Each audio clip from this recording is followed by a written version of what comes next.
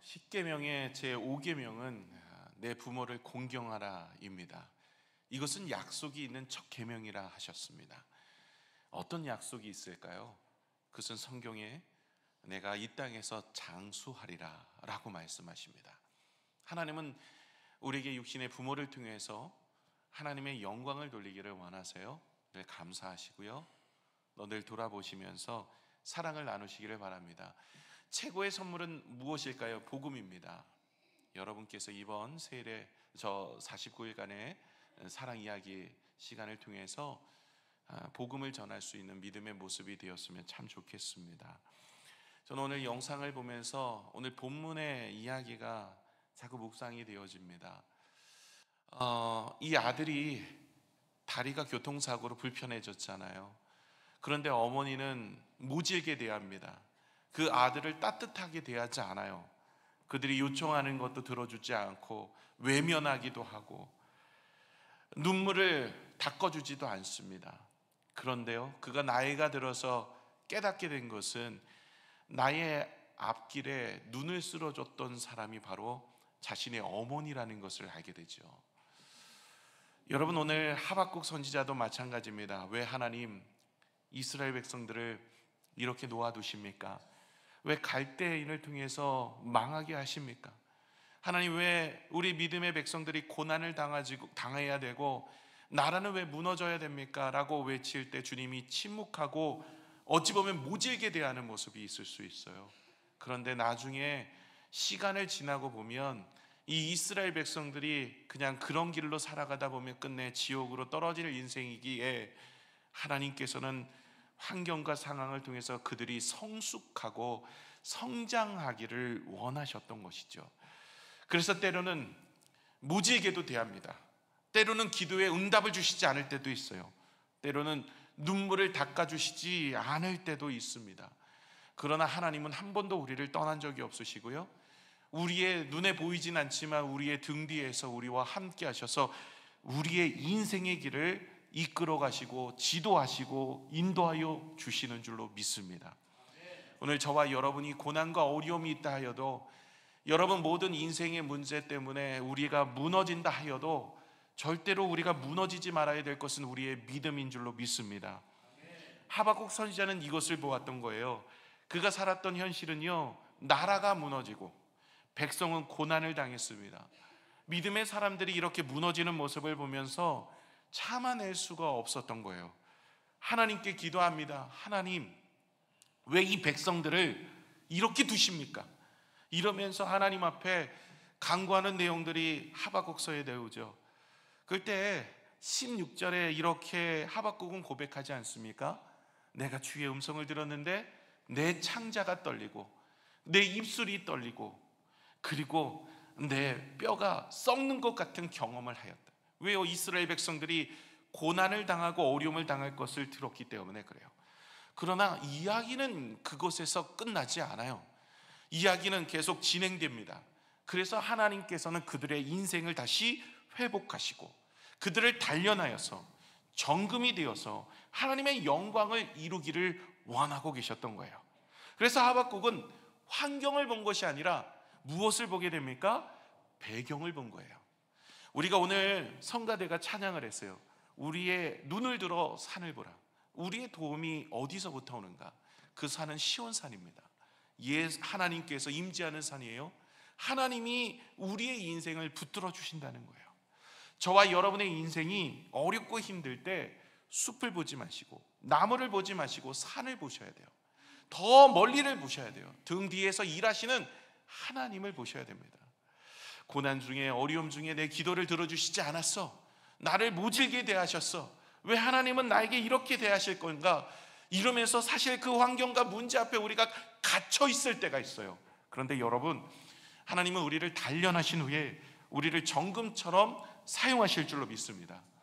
하박국이 이렇게 고백을 합니다. 17절에 보시면 비록 무화과 나무가 무성하지 못하면, 왜 비록입니까? 지금 나라가 망하고 환경이 어렵고 문제가 있고 하나님의 백성들은 억압을 당하는데, 그럼에도 불구하고 비록 무화과 나무가 무성하지 못하며 포도나무에 열매가 없으며 감람나무에 소출이 없으며 밭에 먹을 것이 없으며 우리의 양이 없으며 외양간에 소가 없을지라도 하나님을 찬양하겠다라고 고백을 하고 있는 겁니다.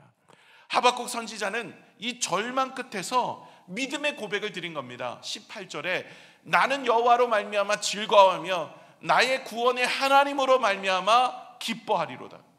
모든 것을 다 잃어버리고 모든 것이 무너졌지만 그러나 하나님은 이 환경을 넘어서 우리의 인생을 성장시키기 위해서, 성숙시키기 위해서 우리를 단련하고 있다라는 모습을 바라보면서 그는 하나님을 찬양하게 되어지는 것이죠.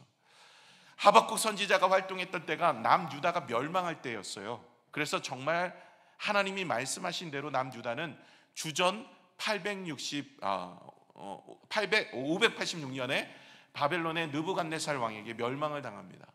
그러고 나서 끝났나요? 아니에요. 여러분이 잘 아는 다니엘과 세 친구가 이제 그 이야기가 시작이 됩니다. 그리고 나서 에스더 이야기, 에스라 이야기, 느헤미야 이야기, 이러면서 70년 만에 다시 회복되어서 그 나라를 성숙되게 만들어 가시는 하나님의 놀라운 은혜를 우리는 보게 되어지는 것이죠. 하나님께서는 우리를 단련하신 후에 우리를 흔들어 깨우셔서 하나님의 믿음의 사람으로 우리를 세워가기를 원하고 계시더라 하는 것이죠. 하박국은 비로소 그것을 본 겁니다. 지금에 있는 문제, 지금에 있는 상황을 보면 마음이 무너지지만 모든 것이 없고 모든 것이 다 잃어버린 것 같지만 그러나 하나님은 반드시 우리의 등 뒤에서 눈에 보이진 않지만 일하고 계시며 우리를 단련하여 성숙하여 하나님의 놀라운 일을 이루어 가신다는 것을 바라보았기 때문에 구원의 하나님으로 인하여 주님을 찬양하는 것이죠. 그래서 18절에 이렇게 고백을 하는 겁니다. 나는 여호와로 말미암아 즐거워하며 나의 구원의 하나님으로 말미암아 기뻐하리로다. 여러분, 하나님께서는요 우리가 주님으로 인하여서 하나님으로 인하여서 살아가기를 원하세요. 하나님은 우리를 테스트를 하시는데요, 여러분 이런 믿음의 사람들에게도 다 이런 테스트를 하시더라고요. 처음에 예수 믿고요 하나님을 따를 때는요 기도 응답이 잘 돼요. 그런데 조금 예수 믿고 신앙생활 하다 보면 때로는 기다리게도 하시고 때로는 우리의 인생을 고난길로도 몰아가실 때가 있더라고요. 그때는 정말 모질게 돼요. 그때는 눈물이 있는데도 하나님이 갚아주시지 않는 것 같이 하나님이 완전히 침묵하고 계시는 정말 그런 인생을 살 때가 있어요. 건강을 잃어버리거나 사업에 문제가 있거나 자녀의 문제가 있거나 관계가 문제가 있는데도 하나님은 이전처럼 나를 대하지 않을 때가 있어요. 그런데 왜 하나님은 이렇게 우리를 시험하실까요? 그것은요 여러분 연인들의 관계를 보시면 압니다. 연인들의 관계를 보시면 여러분이 결혼할 때 어떤 모습을 보면서 결혼하셨어요? 돈 보고 결혼하셨어요? 여러분 남편의 조건을 보고 결혼하셨습니까? 여러분 이 사랑은 그런 게 아니잖아요. 무슨 조건이 있어서 돈이 많아서 뭐가 있어서 결혼한 게 아니라 사랑하니까. 그 사람이 돈이 없고 그 사람이 가난하고 그 사람이 근데 아무런 조건이 없어도 그 사람 하나만으로 사랑하는 것을 원하는 거죠. 그것이 진정한 사랑이죠. 하나님도 마찬가지예요. 하나님도요 무슨 조건이 있어서 나를 사랑하고 예배하는지를 보기를 원하십니다. 우리가 신앙생활 하다 보면 처음엔 조건 때문에 오죠. 가정이 어려워서도 오고 문제가 있어서도 옵니다. 그때는 그 문제를 해결해 주시면서 하나님을 알아가게 하십니다. 그러나 어느 정도 성장하고 나면요 문제가 해결이 안 될 때가 와요. 기도에도 모질게 대할 때가 옵니다. 그때는 하나님이 무엇을 원하시냐면 우리가 하나님을 조건으로 사랑하고 있는지를 보기를 원하세요. 너는 내가 물질을 주어서 사랑하느냐? 내가 건강을 주어서 사랑하느냐? 내가 너가 원하는 것을 주기 때문에 사랑하느냐? 만약에 안 주어도 나를 사랑할 수 있느냐? 이렇게 테스트해 보십니다. 이게 욥의 모습이에요. 사실 이 하박국이나 욥이나 같은 모습을 가지고 있어요. 하박국서에도 하박국이 하나님을 향해 간절히 구하고 기도하지만 하나님은 그 기도를 들어주시지 않습니다. 끝내는 하나님께서 예정하신 계획대로 가시죠. 몰아가십니다. 욥도 마찬가지죠. 욥의 인생도 사실은 고난이 찾아오고 어려움이 찾아옵니다. 그러나 그들이 믿음을 지키고 하나님 앞에 은혜를 구하여서 열매를 얻게 됩니다. 이스라엘 백성이나 욥이나 다 뭐가 되어지는 거예요? 하나님을 조건적으로 사랑하느냐를 보기를 원하셨던 거예요. 그래서 마귀가 욥을 시험할 때 하나님 앞에 가서 이렇게 하잖아요. 욥이 왜 하나님을 그렇게 경외하는지 아세요? 욥이 왜 그렇게 하나님을 예배하는지 아세요? 욥은 하나님이 물질의 풍요를 주었기 때문에, 자녀의 축복을 주었기 때문에, 가정의 화평을 주었기 때문에, 그 조건 때문에 하나님을 예배하는 겁니다. 그랬더니 하나님이 뭐라고 얘기해요? 욥은 그런 사람 아니야. 욥은 나 하나만으로 기뻐하는 사람이야. 세상의 것들을 바라보며 기뻐하는 것이 아니라 내가 준 영생을 바라보면서 나를 아버지라, 그리고 나를 하나님의 백성이라, 그렇게 하면서 나를 보며 사랑하고 기뻐하는 거야. 그랬더니 마귀가 그래요? 그러면 내가 한번 시험해 볼까요? 그랬더니 하나님이 목숨만은 건들지 말고 다 해라 라고 허락을 하셨잖아요. 마귀가 가서 하루아침에 사고로 아들 10명이 죽었어요. 아내는 욕하고 떠났어요. 사업은 망했어요.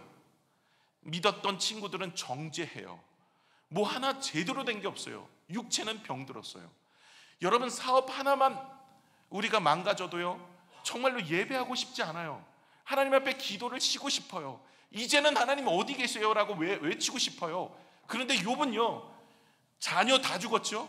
아내는 욕하고 떠났죠. 친구들은 정죄하죠. 사업은 망했죠. 그리고 육신은 병들었어요. 이래도 하나님을 섬기겠느냐? 근데 욥은요, 그럼에도 불구하고 하나님을 예배하고 하나님을 섬겼던 거예요.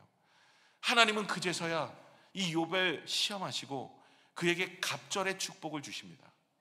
여러분, 이게 하박국서도 마찬가지예요. 하나님 왜 내 기도를 들어주시지 않아요? 하나님 왜 하나님을 바라보는 백성들에게 고난을 주세요? 그럴 때도 하나님은 이걸 원하시는 거예요. 이들에게 너는 조건 때문에 나를 사랑하고 이 세상에 썩을 것 때문에 나를 예배하느냐? 내가 한번 보겠다라는 거예요. 그리고 나서 그들에게 다 모든 것을 가져가시고도 그들이 예배하고 하나님을 찬양하고 하나님을 경배하는 것을 보면서 하나님께서 그들의 믿음의 성숙을 기뻐하십니다. 여러분, 이건 아세요? 여러분, 우리는요, 기도하면 응답이 목적이지만 하나님은 응답이 목적이 아니에요. 우리의 성숙이 목적입니다. 여러분, 많은 사람들은요, 응답을 받기 위해서 교회를 나옵니다. 내 문제를 놓고 기도하고 내가 잘 되기를 원하여 기도하고, 물론 하나님도 우리를 잘 아시기 때문에 주실 수 있으세요. 오늘도 주실 수 있고요, 하나님은 할 수만 있으시면 다 할 수 있습니다. 그런데 하나님은요, 주신 것보다도 더 중요한 것은 우리가 믿음의 성장이 이루어지기를 원하세요. 오늘 우리가 영상을 통해서 보신 것처럼 그 아들이 교통사고로 발을 그렇게 다쳤습니다. 이 아이를 잘 기르려면, 엄마가 없더라도 잘 살려면 어떻게 해야 될까요? 이 아이가 혼자서 일어서고 혼자서 학교를 가고 혼자서 사회생활을 하고 혼자서 생활할 수 있는 그런 일을 가르쳐야 돼요. 그래서 아이가 자꾸 칭얼거려도 모질게 대하는 거예요. 그 어머니가 아들에게 그렇게 모질게 대하고 그들이 원하는 것도 이루어주지 않고 눈물을 외면하면서 그렇게 길러요. 그러나 어머니는 늘 내가 보지 않는 곳에서 나를 위해서 눈을 쓸어주고 나의 앞날을 열어주고 나를 위해 힘써 주시는 거예요. 하나님도 마찬가지입니다. 이들이 이렇게 해서 포로로 끌려갔습니다. 그들의 인생이요, 그렇게 무너지는 게 아니더라고요. 하나님은 여전히 이스라엘 백성들과 함께 하십니다. 다니엘과 새 친구 이야기 여러분 아시지 않습니까? 그리고 여러분 에스더의 이야기 아시지 않습니까? 에스라의 이야기, 스룹바벨의 이야기, 느헤미야의 이야기를 아시지 않습니까? 그때가 바로 포로 70년 때의 이야기였어요. 하나님은 여전히 그들을 사랑하셨고 여전히 그들과 함께 하셨고 그들이 성숙하고 성장되기를 원하셔서 그들이 정금으로 나오기를 원하셨고 그들은 다시 회복되어 하나님 나라를 이루어 나가는 믿음의 사람들이 되더라는 거죠. 저와 여러분의 인생도 때로는 고난이 있고 어려움이 있고 현실은 무너졌지만 우리의 믿음은 살아남아야 할 줄로 믿습니다. 그래서 먼저는 우리의 현실은 무너졌지만 그러나 우리의 믿음은 살아남아야 한다라는 거예요. 여러분, 하나님은요, 이런 모습을 늘 그의 백성들에게 테스트하십니다. 아브라함도요, 기근을 만나서 다 없어질 때도 있었어요. 2번이나. 이삭도 기근을 만났고요, 야곱도 완전히 무너진 인생이 되어졌고요, 요셉도 종으로 팔리는 인생이요, 다윗도 쫓기는 인생이요, 제자들도 완전히 다 무너진 인생을 경험했어요. 왜 믿음의 사람들도 이런 걸 경험해야 될까요? 그들을 통해서 하나님은 믿음이 성장하기를 원하셨고 그 방법은 이들뿐만 아니라 저와 여러분에게도 그런 모습을 통하여서 우리가 성장되기를 원하고 계시다는 거예요. 여러분, 환경이 좋아질 때는 누구나 감사할 수 있어요. 누구나 예배할 수 있어요. 누구나 찬양할 수 있어요. 그런데요, 여러분, 어렵고 힘들 때에도 하나님을 예배하느냐, 이것이 진정한 믿음이라는 거예요. 아브라함도요, 기근 중에 완전히 무너졌을 때 2번이나, 그럴 때도 하나님은 그들을 찾아가셔서 아브라함을 위로하여 주시고 힘을 주십니다. 모세도 나이 40세에 완전히 무너져서 애굽의 군사 1명 죽이고 도망하여 미디안 광야에 있을 때 다시 하나님은 그를 찾아가셔서 그의 나이 80세에 다시 부르시고 하나님의 사명을 이루어 주셨어요.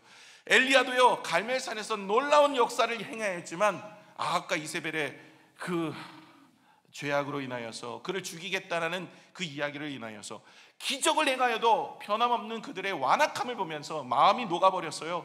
그래서 로데나무 밑에서 죽여달라고 이야기했잖아요. 그럴 때도 하나님은 다시 엘리야를 찾아가셔서 먹이고 재우시기를 3번 하시고 호렙산으로 부르셔서 하나님은 7천의 사람과 엘리사를 통하여서 그에게 힘을 주십니다. 하나님이 이처럼요, 상황이 좋을 때 하나님을 찬양하거나 하나님을 높여드릴 수 있지만 상황이 어려울 때도 주님을 높여드리기를 원하시지만, 그러나 때로는 우리가 연약하여서 그 일을 하지 못할 때에도 주님은 우리를 찾아오셔서 우리를 위로하시고 힘 주시고 능력 주셔서 우리를 찬양케 하시는 사람으로 만들어 가시는 줄로 믿습니다. 여러분, 상황이 어렵고 힘들다고 불평하고 원망하는 인생이 아니라, 낙심하는 인생이 아니라 하나님이 행하실 소망을 바라보며 주님 앞에 찬양하는 우리 하박국과 같은 믿음의 모습이 되어지기를 소망합니다. 우리의 환경이 무너질 수 있어요. 이정을 같은 기쁨과 은혜의 삶을 살아가지 못할 수도 있습니다. 그럼에도 불구하고 우리가 하나님을 찬미하고 찬양하는 인생을 살아야 하지 않겠습니까? 그런 믿음이 우리 가운데 있기를 소망합니다. 서울에서 30년간 작은 문방구를 경영하는 권사님이 계셨습니다. 아이들과 학교를 마치며 군것질 그리고 학용품을 사면서 아이들과 나누는 기쁨의 공간이었어요. 권사님은 이 문방구를 통해서 생계도 유지하였지만 아이들 하나하나 이름을 불러가면서 예수님의 복음을 전하는 그런 축복의 통로가 그곳이었습니다. 그런데 코로나를 지나면서 상황이 급박하게 안 좋아졌어요. 학교는 문을 닫았습니다. 아이들은 더 이상 오지 않습니다. 매출은요, 반토막이 났어요. 이렇게 시간이 지나다가 결국 2021년 33년 경영했던 문방구를 눈물로 정리할 수밖에 없었습니다. 가게를 정리하는 마지막 날이었어요. 권사님은요, 낡은 진열장을 닦으면서 이렇게 기도하셨답니다.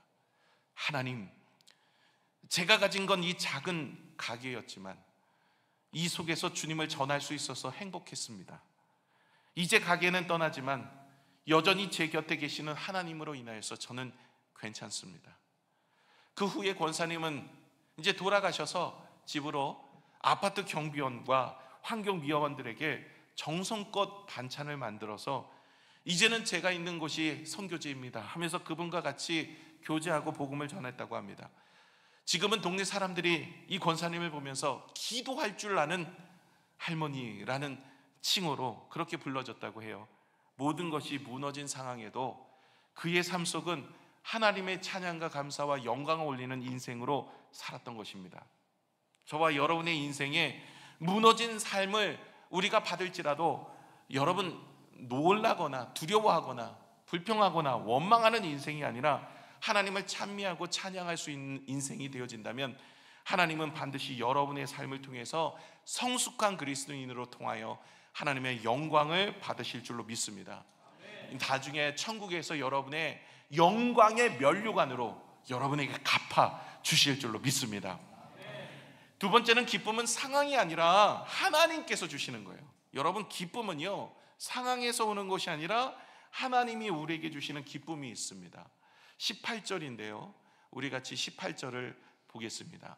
나는 여호와로 말미암아 즐거워하며 나의 구원의 하나님으로 말미암아 기뻐하리로다. 여러분, 즐거워하고 기쁨을 갖는 이 기쁨과 즐거움은요, 환경에서 오는 기쁨이 아니었어요. 환경은 아무것도 없고 다 무너진 환경이었습니다. 그런데 하나님 한 분만으로 기뻐하기로 결단을 합니다. 여러분, 이것이 광야에서 이스라엘 백성들을 훈련했던 모습이에요. 여러분, 이스라엘 백성들이 광야 40년을 걸었습니다. 그 광야길에는요, 자신이 뭔가를 할 수 있는 것이 없습니다. 오직 하나님만 의지하는 거예요. 환경은요, 척박한 사망입니다. 그렇기 때문에 환경을 보면 낙심할 수밖에 없어요. 그때 하나님을 바라보며 일어나라는 거죠. 여러분, 우리 믿음의 사람들이 이 광야길과 같은 인생을 걸을 때가 있어요. 모든 것이 막혔습니다. 일어날 힘이 없습니다. 내 힘으로는 도저히 뭔가를 할 수 없어요. 그럴 때가 바로 광야길이에요. 그때 우리가 해야 될 것이 무엇입니까? 하나님을 바라보며 감사하며 하나님 앞에 나아가는 겁니다. 이것이 하박국이 했던 모습이고, 이것이 믿음의 욥이 했던 모습이고, 이것이 아브라함과 이삭과 야곱과 요셉과 그리고 다윗과 모세와 제자들이 했던 모습입니다. 고난이 오고 어려움이 오고 우리의 문제가 완전히 막혀서 어떻게 해야 될지 모르는 상황 속에서 하나님을 찬미하는 거죠. 하나님을 붙잡는 겁니다. 그럼에도 불구하고 끝까지 하나님만을 예배하는 거예요. 이것이 믿음의 성장을 가져다 줍니다. 여러분, 아브라함도 하나님께서 주시는 은혜 가운데 축복을 얻었습니다. 그러나 조카 롯도 얻었어요. 같이 출발했던. 함께 거닐 수가 없었습니다. 그래서 조카 롯은 세상을 선택했고 아브라함은 하나님을 선택했어요. 조카 롯은 소돔과 고모라로 그렇게 떠났습니다. 결론은 누구나 다 아시죠? 이 결론의 이야기는 누구는 하나님의 사람이 되어서서 하나님이 축복해 주시고, 누구는 모든 것을 다 잃어버리는 망하는 인생이 되었어요. 하나님을 선택했을 때 하나님이 우리의 인생을 붙들어 주시는 거죠. 사도행전 16장에 보시면 바울과 실라 이야기가 나옵니다. 복음을 전하다가 빌립보 감옥에 들어갔어요. 매를 맞고 고충을 당합니다. 그럴 때 그들이 선택한 게 뭐예요? 하나님 앞에 찬양하고 감사하는 것을 선택하였어요. 그러니까 감옥에 들어가서 매를 맞고 고충을 당하는데 하나님께 감사와 찬양을 올려드린 겁니다. 그때 어떤 일이 일어나요? 작고가 풀리고 옥문이 열렸습니다. 여러분, 중요한 것은요, 옥문이 열리고 작고가 풀릴 때 감사한 게 아니에요. 여러분, 하나님이 그의 인생에 있어서 무엇을 하셨어요? 감사하고 찬양할 때 하늘의 기적을 만들어 가시더라는 거죠. 여러분, 우리의 인생도 찬양과 기도로 하나님 앞에 나아갈 때, 모든 인생이 무너지고 모든 상황이 무너진다 할지라도 하나님을 붙잡고 나아갈 때 하나님께서는 그의 인생을 통해서 놀라운 역사를 행하실 줄로 믿습니다. 다니엘과 세 친구가 포로로 끌려갔습니다. 아니, 포로로 끌려간 것, 나라가 망한 것, 하나님 어디 계셨어요? 하나님 앞에 불평과 원망할 만하지 않습니까? 그런데도 다니엘과 세 친구가 그 왕에게, 그 느부갓네살 왕에게 그렇게 끌려가서 이제는 왕에게 이렇게 어린아이가 이제 훈련을 받게 되어서 왕궁에서 자라게 됩니다. 그렇게 하면서 그는 왕의 음식을 먹지 않겠다. 그것은 우상 숭배했던 음식이죠. 그 우상 숭배했던 음식을 나는 먹지 않겠다라고 고백을 합니다. 아니, 뭐가 좋아서 하나님을 경외합니까? 뭐가 기뻐서 하나님을 찬양합니까? 뭐가 좋아서 하루에 3번씩 예루살렘을 향하여서 문을 열고 감사와 찬양을 하겠습니까? 지금 나라가 문 닫았어요. 문제가 지금 이제 가족들이 포로로 끌려왔어요. 내 인생은 처참해요. 그런데 하나님 앞에 하루에 3번씩 문을 열고 예배하며 찬미하며 기도하더라는 거예요. 이 다니엘이 이제는 왕에게 경배하는 날인데 왕을 경배하지 않겠다는 거예요. 왕이 조서에다 도장을 찍었어요. 너 나를 경배하지 않으면 사자굴에 집어넣겠다. 사자굴에 들어가면 어떻게 됩니까? 죽습니다. 그럼에도 불구하고 다니엘이 그 조서에 도장이 찍힌 것을 알고도 뭐를 해요? 감사하며 이전에 하던 대로 무릎을 꿇고 예루살렘을 향하여 문을 열고 감사하며 기도해요. 아니, 사자굴에 들어가는데 무슨 기쁨이 있습니까?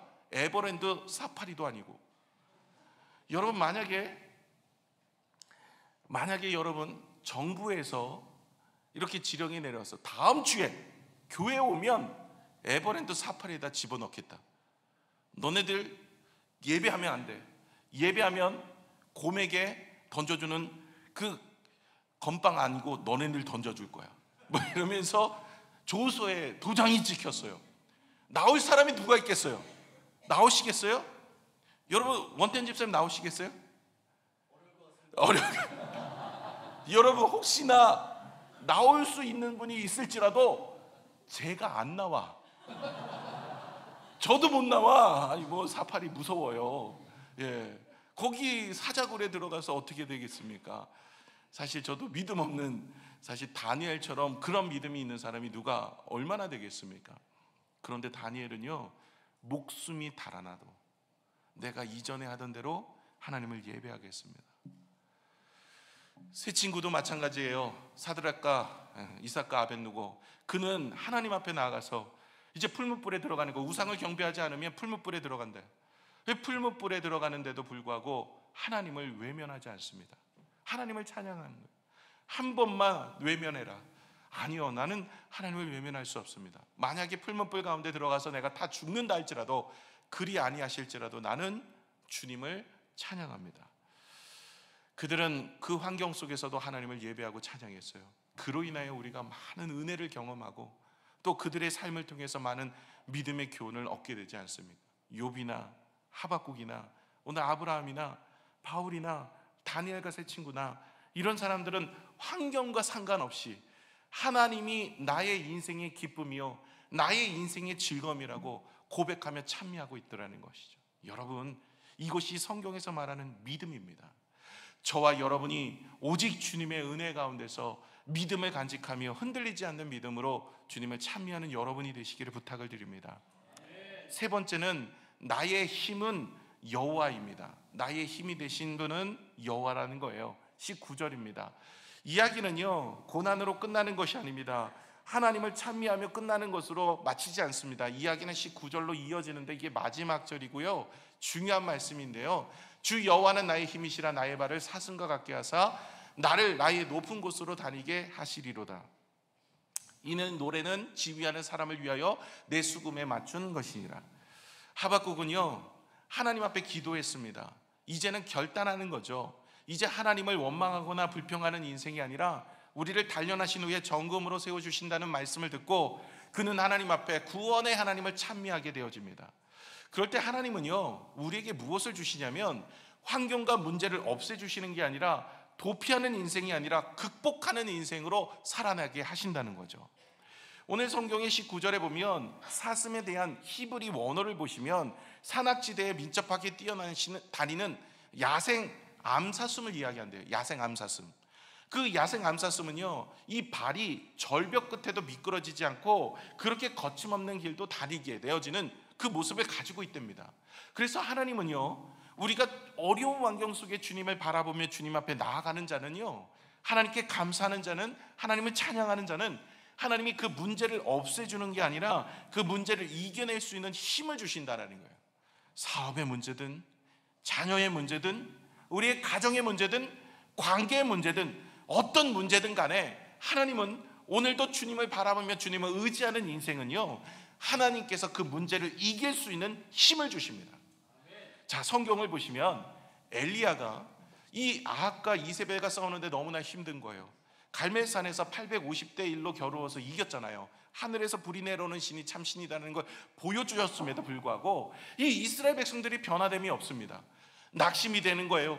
환경이 변화됨이 없으니 낙심이 되는 거죠. 그래서 로뎀나무 밑에서 하나님, 나를 죽여주옵소서 라고 외쳤습니다. 그럴 때 하나님이, 그래, 너를 죽여주마. 그렇게 하면서 죽이셨습니까? 아니세요. 먹이고 재우시면서 3번 하시고, 그리고 호렙산으로 부르셔서 그곳에서 세밀한 음성 가운데 역사하시고, 하나님께서 지금도 일하고 계신다는 것을 보여주시면서 바알과 아세라에게 숭배하지 않는 7천을 남겨두고 내가 너의 도움의 사람 엘리사를 두겠다, 이러면서 그에게 힘을 주어서 사역을 잘 마치도록 하셨어요. 제자들도 마찬가지입니다. 예수님께서 십자가에 달려 돌아가실 때 다 도망가 버렸어요. 연약한 자가 되었어요. 이제 그들의 인생이 완전히 다 무너졌어요. 그럴 때 주님이 말씀하십니다. 내가 너에게 성령을 주겠다. 그 성령을 통해서 권능을 받고 증인된 삶을 살 것이다. 주님은요, 제자들을 외면하거나 버리시지 않으셨어요. 그들에게 그 환경을 이길 수 있는 힘을 주신 거예요. 그래서 그들은 제자의 삶을 살아가게 하신 거죠. 여러분, 바울도 마찬가지입니다. 그가 어렵고 힘들 때도 하나님이 찾아가셔서 그에게 힘을 주시고 능력을 주세요. 그래서 빌립보서 4장 13절에 내게 능력 주신 자 안에서 내가 모든 것을 할 수 있느니라는 거예요. 하나님이 능력을 주시는 거예요. 하나님이 할 수 있도록 만드시는 거예요. 하나님이 사슴의 발과 같이 만드셔서 그 모든 문제를 이길 수 있도록 하시더라는 것이죠. 여러분, 겟세마네 동산에서도 예수님께서 기도하셨어요. 하나님, 할 수만 있다면 이 잔을 내게서 옮겨 주옵소서. 그 고난의 길을 걷기가 너무 힘들고 어렵습니다. 그러나 내 뜻이 아니라 주의 뜻대로 되기를 원합니다. 그럴 때 여러분, 그 십자가 길을 옮겨주셨나요? 아닙니다. 그 십자가 길을 감당할 수 있는 힘과 능력을 주셨더라는 거예요. 저와 여러분의 인생의 그 힘과 능력을 하나님이 주시는 줄로 믿습니다. 여러분, 어렵더라도 힘들더라도 내 인생이 다 무너진 것 같은 암울한 인생일지라도 여러분, 하나님 붙잡고 살아가신다면 하나님이 힘 주실 줄로 믿습니다. 경북의 한 시골 마을에서 평생 교사로 지내신 한 분이 이제 정년 퇴임을 하셨어요. 그분은요, 젊은 시절부터 피아노를 정말 좋아하셨습니다. 그리고 가끔 교회에서 반주로도 봉사하셨어요. 그러나 그의 마음속에 늘 이런 마음이 있었어요. 나는 전문가가 아니다. 나는 뭘 할 수 있을까? 이러면서 사실은 그 마음속에 좀 연약한 마음이 있었던 거예요.